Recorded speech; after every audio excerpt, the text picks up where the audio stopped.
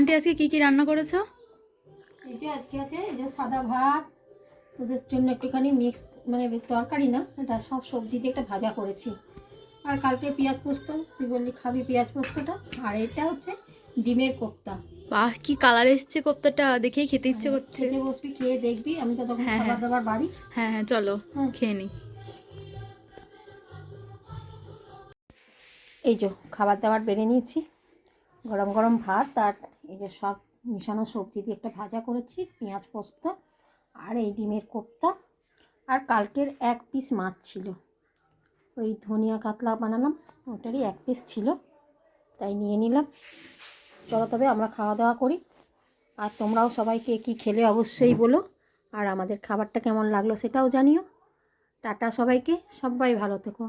এখন ছেলে রয়েছে তো কদিন, তাই সব কিছু লেট, রান্নাবান্নাও দেরি হচ্ছে, খেতেও দেরি হচ্ছে, কিচ্ছু মনে করো না। চলে যাবে ছেলে, এখন আবার রেগুলার চলবে, ঠিক আছে? কাল তো একবার এক জায়গায় সিনেমা দেখে এলাম, আজকে দেখি কোথায় যাই ঘুরতে। আর আমার রান্না যদি ভালো লাগে তোমরা লাইক কমেন্ট শেয়ার করো। আর এই ডিমের কোপ্তার রেসিপি তোমাদেরকে পাঠিয়ে দেবো, দেখে নিও।